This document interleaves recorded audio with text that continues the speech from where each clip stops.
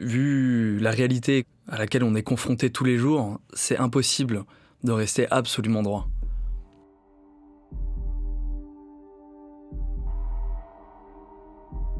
On peut effectivement de temps en temps être amené à franchir quelques lignes.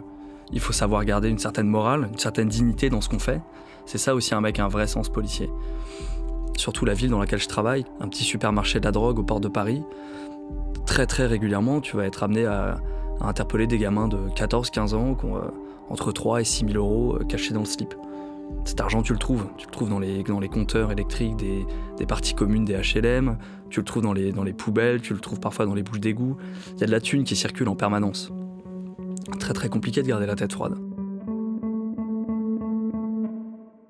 J'ai déjà entendu des histoires comme ça, des collègues qui ont roué de coups un mec parce qu'ils ont complètement craqué. C'est la 25e fois de la journée qu'ils se font insulter. Le mec en face, c'est peut-être la 25e fois de la journée qu'il se fait contrôler. Puis tu sens que le niveau de tension est tellement important que, évidemment, ça craque. Donc les erreurs, ouais, certainement, bien sûr qu'elles sont commises. Mais il y a certains collègues qui ont pété des plombs, je le sais. Et ils font un travail de fou tous les jours pour se contenir, pour rester des mecs bien, pour rester des mecs droits. Mais c'est parfois très très dur. Il y a une dose d'incompréhension et de malentendu qui s'est installée depuis plusieurs années, personne n'en est vraiment responsable, t'arrives dans ce boulot, t'es toi-même déjà l'héritier de 50 ans de malentendus.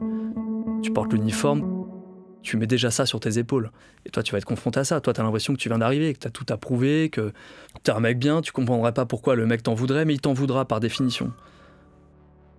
Parce que son frère, un jour, a rencontré un flic qui lui a mal parlé, parce qu'un jour, il y a une baffe qui est partie. Ou alors, ça peut arriver dans l'autre sens. Un collègue qui arrive dans un commissariat, il va avoir des collègues abîmés, un qui s'est pris une balle, un qui s'est pris des coups, qui a été suivi chez lui. À suivre. Qui s'est fait insulter pendant 10 ans. Sur arteradio.com. T'arrives là-dedans, t'es aussi l'héritier de cette culture.